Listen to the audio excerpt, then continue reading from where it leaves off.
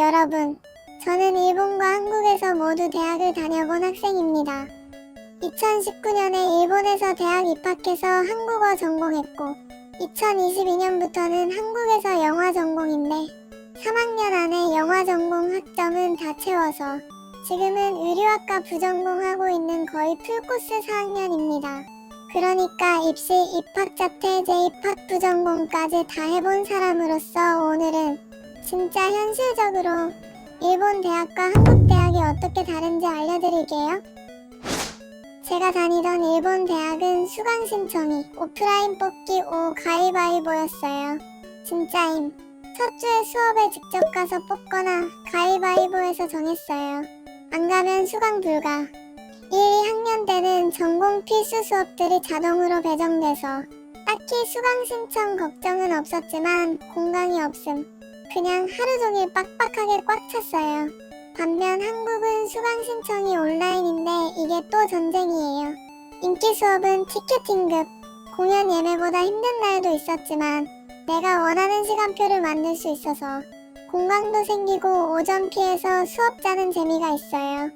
그리고 일본은 한 수업이 90분 고정이고 1교시 시작은 9시, 2교시 시작은 10시 반 이렇게 다 똑같이 시작해요. 한국은 수업 시작 시간이 다 달라서 더 유연한 느낌. 참고로 제가 다니던 일본 대학은 한 학기당 최대 24학점까지 수강 가능했어요. 그리고 교양 과목은 졸업을 앞둔 4학년이 우선이기 때문에 빌런 시스템이 없었어요. 동아리도 차이가 크죠. 일본은 1학년 때 들어가면 어지간해서는 졸업까지 계속 그 동아리 활동해요. 잘 맞으면 소속감이 들고 단점은 중간에 들어가면 좀 눈치 보이는 거예요. 한국은 완전 반대. 학기마다 멤버가 바뀌고 학기 초에 들어가면 누구든 환영 분위기. 이번 학기엔 이 동아리 해볼까? 이런 가벼운 느낌도 있어요. 그리고 일본은 회비 거의 안 걷고 공식 뒤풀이 술자리도 없음. 왜냐면 만 20살부터 술이 가능해서 1학년은 술자리가 불법인 거예요. 심지어 취준 시즌인 3학년 여름쯤엔 은퇴하는 문화도 있어요. 이건 중고등학교 부활동도 마찬가지예요. 일본은 밤 8시쯤 되면 캠퍼스 문 닫아요. 한국은 도서관이 24시간 열리는데 말이죠. 그리고 일본은 프랜차이즈 카페 같은 것도 교내에 거의 없어요. 우리 학교에 공차나 이디야 커피가 있는 걸 처음 알았을 때 깜짝 놀랐어요. 타데에는 스벅도 있잖아요. 일본은 편의점 하나, 빵집 하나 있으면 괜찮은 수준이에요. 그래도 제가 일본에서 다녔던 외대에는 예약하면 원어민이랑 프리토킹 가능한 공간이 있었는데 그건 정말 좋았던 것 같아요. 그리고 일본은 학생증 실물카드 필수. 한국은 모바일 학생증도 써서 훨씬 편했어요.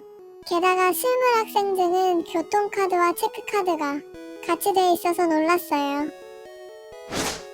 일본은 대학생 나이가 거의 정해져 있어요.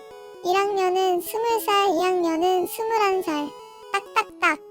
휴학도 거의 없고 학기 중 교환학생 말고는 유학 가는 경우도 드물어요. 그래서 동기들끼리 나이 차이가 거의 없어요. 반면에 한국은 진짜 다양해요. 군대 다녀온 남자애들, 복학생, 전과생, 편입생, N수생 등등. 같은 학년인데도 한두 살 차이는 기본이고 4~5살 차이도 흔해요. 일본도 N수생이 아예 없는 건 아닌데 명문대 아니면 한 학년에 한두 명 있을까 말까예요. 근데 제가 다녔던 일본 외대는 특성상 좀 달랐어요. 예를 들면 군대 마치고 들어온 한국인 유학생, 직장 다니다가 입학한 4살 많은 동기, 그리고 타과에는 은퇴하고 대학 온 60대 아저씨 동기도 있었어요. 그래서 오히려 저는 일본에서도 나이 차이 있는 친구들을 겪긴 했죠. 참고로 일본은 3학년 여름쯤에 취업 내정 받는 학생이 많아서 4학년은 사실상 수업 거의 안 듣고 졸업만 기다리는 분위기예요. 성적 평가 방식도 완전 달라요. 일본은 전공 수업에서 60점 못 넘으면 재시험, 그리고 한 과목이라도 미루면 그 학년 전체를 다시 해야 돼요. 즉 강제 유급. 이게 제일 무서웠어요. 지금 제가 다니는 한국 대학은 졸업 전까지만 학점 다 채우면 돼요. 마음적으로 여유는 있지만 반대로 학점 인플레가 심해서 A 이상 받아도 주변도 다 잘 받아서 뭔가 성취감은 덜했어요. 그리고 마지막으로 한일 훈혈이 한국 대학에 가면 생기는 일. 정말 많이 배려는 받아요. 근데 그게 때로는 좀 거리감처럼 느껴질 때도 있어요. 1학년 1학기 때는 지금보다 한국어를 훨씬 못했는데 어느 수업 시간에 교수님이 학생들 앞에서 너 한국인 아니지? 하고 저를 혼낸 적이 있어요. 그게 아직도 트라우마처럼 남아있어요. 그때 이후로는 누가 뭐라 하지 않아도 항상 내가 뭔가 부족한 건 아닐까? 불편함을 주는 존재일까? 하는 생각이 들었어요. 그리고 뭔가 제가 할 수 있는 걸 먼저 깎아보는 사람들도 있었어요. 그게 제일 분하고 눈물 날 지경이었어요. 예를 들면 팀플 할 때 유진님은 어려우실 것 같으니까 하면서 아예 역할을 안 주거나 처음부터 제가 한국어를 못할 거라고 단정 짓는 거죠. 그러면 친해지고 싶어도 말문이 막히고 괜히 주눅 들게 돼요. 근데 그런 저도 팀플 반장 해본 적 있어요.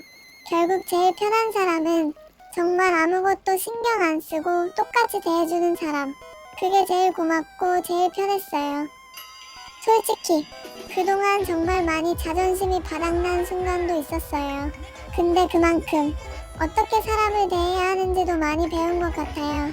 저처럼 혼혈이거나 유학생인 분들 혹은 주변에 그런 친구가 있다면 조심스럽게 대해주는 것도 좋지만 그냥 똑같이 대해주는 것이 더 따뜻할 수 있다는 거 한 번쯤 기억해 주셨으면 좋겠어요.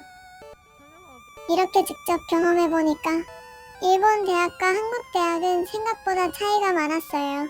어디가 더 낫다기보다는 저한테 맞는 건 한국 학생들이 하도 열심히 해서 성적에 연연한다는 다른 문제도 보이긴 하지만 저도 좋은 영향을 받아서 나름 열심히 살려고 할 수 있었던 것 같아요. 일본 대학에 없었던 복수 전공 제도도 있어서 전공이 안 맞아도 도전할 기회가 있었기 때문에 정말 좋았던 것 같아요.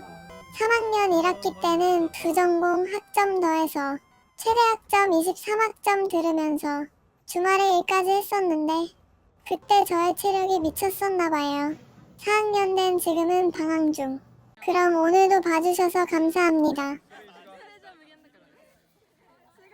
これ使ってなくね？使ってないのこれ。